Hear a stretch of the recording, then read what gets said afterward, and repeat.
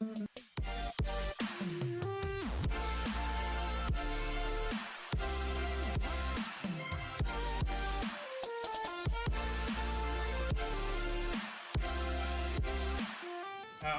to the lesson, that is Social Studies.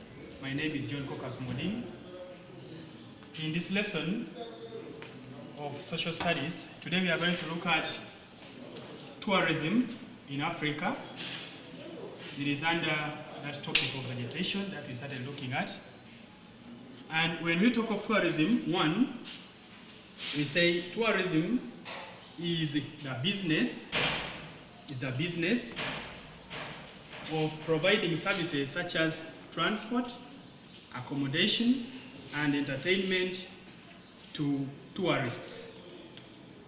So we pick another item there. A tourist, if it is one, is a person who visits a place of interest for either pleasure or for study purposes. Now, for us who are students, for us who are learners, usually we visit these places of interest for study purposes, majorly. Much as during our free time, we can also be visiting others for pleasure. But we learn a lot from them. Next, we have the examples of these attraction sites.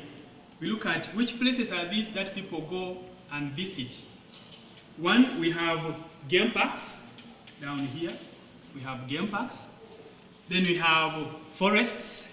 Some people go and visit forests. We have physical features including places like lakes, mountains, rivers, and others. That's where we can also get waterfalls. All these fall under physical features. Then we also have what we call Stone Age sites. Stone Age sites, we are looking at places where early man lived. So they can also be visited and we get the information there. Then we have other places like the factories or the industries that we can also be visiting so that we can learn from them. Let's look at what we call the types of industries, types of tourism.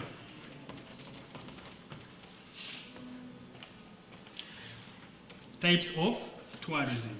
Tourism is grouped in two types. One, we have what we call domestic tourism. Domestic tourism. Then we have international.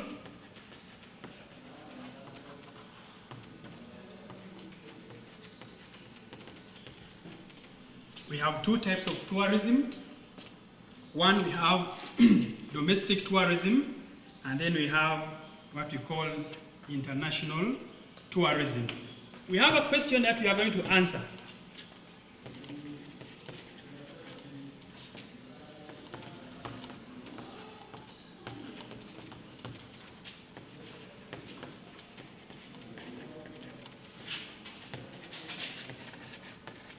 We have a question asking us, why is tourism called an industry? Why is tourism called an industry? So we are going to say, one, tourism is considered as an industry because it provides employment opportunities.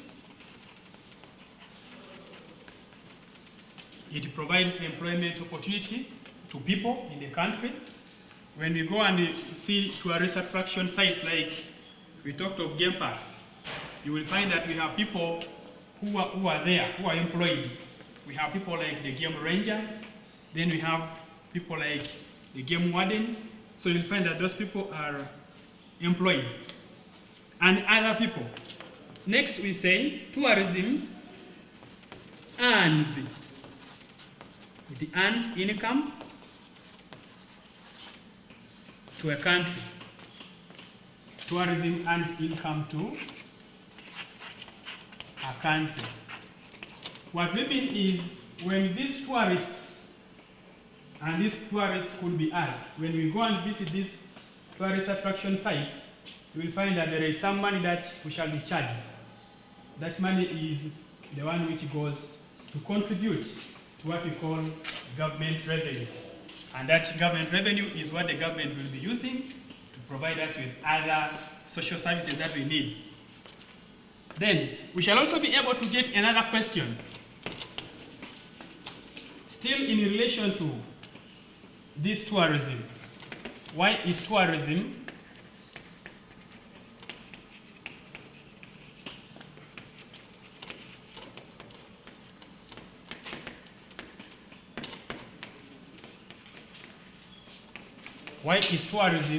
called an invisible export? Why is tourism called an invisible export? The word here is invisible, which we can understand as something which is not seen. It is there, but we can't see it. So when we say, why is tourism called an invisible export? We shall say that tourism cannot be seen, because we cannot see tourism itself. Tourism cannot be seen, but we shall be able to get money from it. It is not seen, but earns income to the country. Then we can also be able to move to other invisible exports of Uganda. Now, apart from tourism, which we say it's not seen, but it generates money, we also have other exports that Uganda exports to other countries, but they cannot be seen. They are invisible, but they earn money. For example,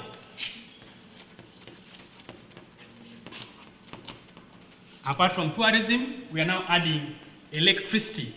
We need to realize that most of the country, there are very many countries that use the electricity which is generated from Uganda. For example, you may find that this electricity is exported to countries like Kenya. Now, we say electricity is not seen. We don't see, only what we see are the poles and the wires. But the electricity itself, we cannot see it. That's why we call it an invisible export. Then we also have what we call skilled labor. We also have what we call skilled labor. That is also another invisible export that we sell to other countries. We rub these sides that we shall be able to add our lesson.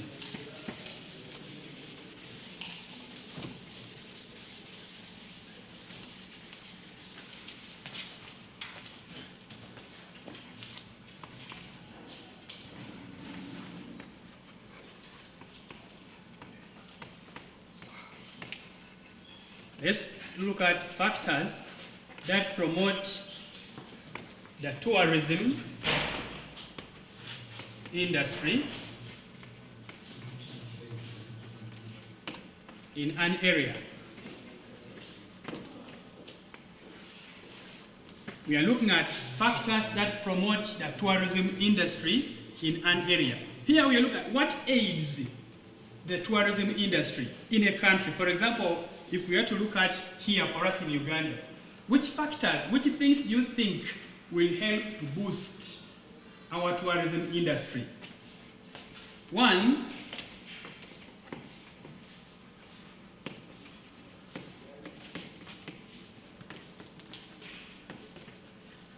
we have good transport network. This we all need to note that there is no way we can, like for us in Uganda, majorly we use road transport. Meaning that for us to be able to access these tourist attractions, we should be able to, the road network should be improved to ease access to these tourist attraction sites. Two, there should be good accommodation. There should be good accommodation facilities. to be provided to the tourists. Now, accommodation we are looking at, in case a tourist goes to visit a place, for example, a game park, and it becomes dark, or a person is intending to stay there for some time, he moved very far to reach that tourist attraction, and he cannot be able to go back within that day. So you'll find that at night, at the end of the day, this tourist has to rest. Now, there should be well-developed accommodation facility for this tourist, such that when this tourist goes back, he will be able to come back another day because he enjoyed the place. 3, there should be what we call political stability. Political stability, we mean there should be security in that country. Of course, no one will visit a place which is insecure, a place which is having wars. You will find that everyone is caring for their lives. So for tourism to be boosted, an area should have that security in it. So that is about political stability. We can also call it security in simple understanding. Presence of good security in an area. Then 3, we can talk of advertisement. Here now we are looking at advertising these tourist attraction sites. You may realize that there are some people who may not be knowing maybe the existence of an interesting area to be visited in a place. But if that place is advertised, so you may find that the government has to play this role, advertising that area such that people get to know that in this place there is such and such a place which we can visit.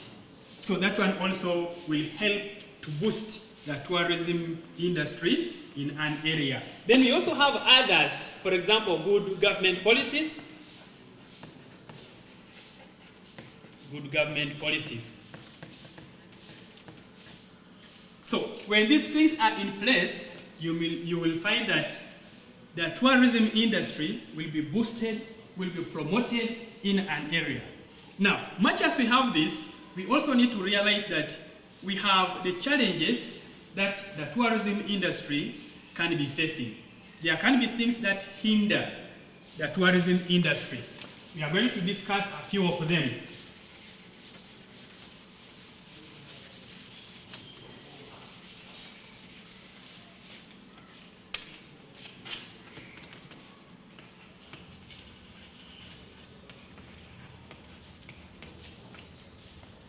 Factors that hinder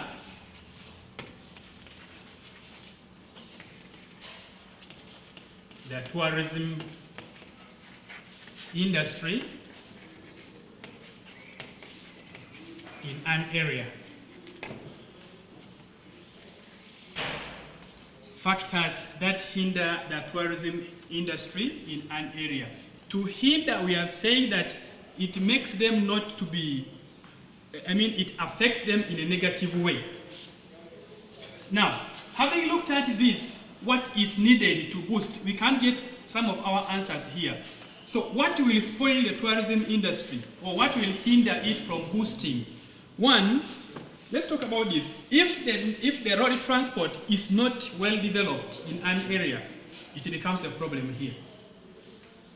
So, the same to this, if there is no better, or if there are no better accommodation facilities in an area, you'll find things turn upside down. So those are the things we are going to be talking about here. So one, we can say, one of the problems that affect the tourism industry is poor transport network, meaning that these roads that join or that connect to these tourist attraction sites are very poor. They have potholes and other issues. They are impassable. So as a result, you find that people may fail, people may develop that negativity, and one will just ignore going to visit a place of which the government will be missing now the revenue. Because this person would visit a place and would contribute something for the government. Two, we have talked of poor accommodation facilities. Poor accommodation facilities provided to the tourists. So you find a tourist will become demoralized and may not again feel like to go to an area because of the poor accommodation. Then 3, we have what we call political instability.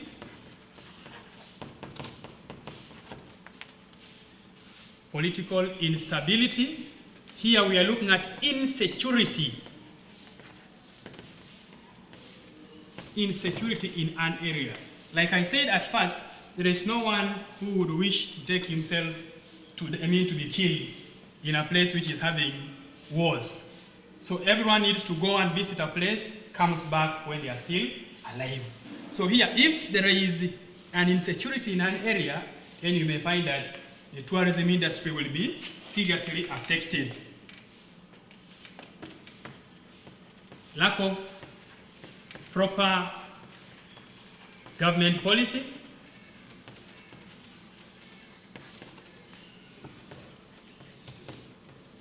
The government does not care and is not willing to support the tourism sector. You find that it also brings a burden to the tourism industry. Then we have poor management. Poor management. Here now we are looking at the human resource personnel who are employed in the tourism industry. So you may find that some of them fail to manage things well. And as a result, you will find that the tourism industry is affected. There is one that we don't want to forget when we talk about the tourism industry. And this is very common in tourist attraction sites like in the game parks. We call it poaching. We call it poaching.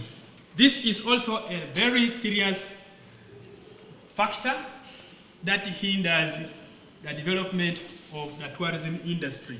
Here we are looking at the illegal killing. We all know poaching is the illegal killing, or we say is the illegal hunting of wild animals.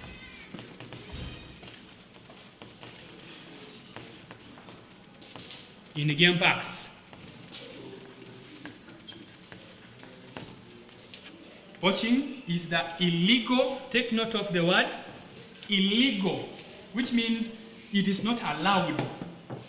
Illegal hunting, or you can say the illegal killing of wild animals in the game parks. So you will find that this poaching will lead to what we call extinction of some animal species in the game park. And as a result, it will lower the tourism, or it will affect the tourism industry. Now, still in poaching, we have something to discuss. Why do people like carrying out poaching? Now, like we have said, is the illegal hunting. People go and hunt without permission because of, to satisfy their own desires. Why do people carry out poaching?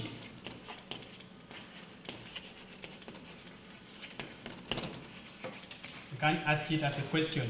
Why do people carry out poaching? Now, very many people give different reasons as to why they carry out poaching, but the common ones, you may find that these people want to get meat. They desire to have meat. That's now what we call the bush meat. They go kill those animals so that they will be able to get the meat from them. Others need to get the hides and skins.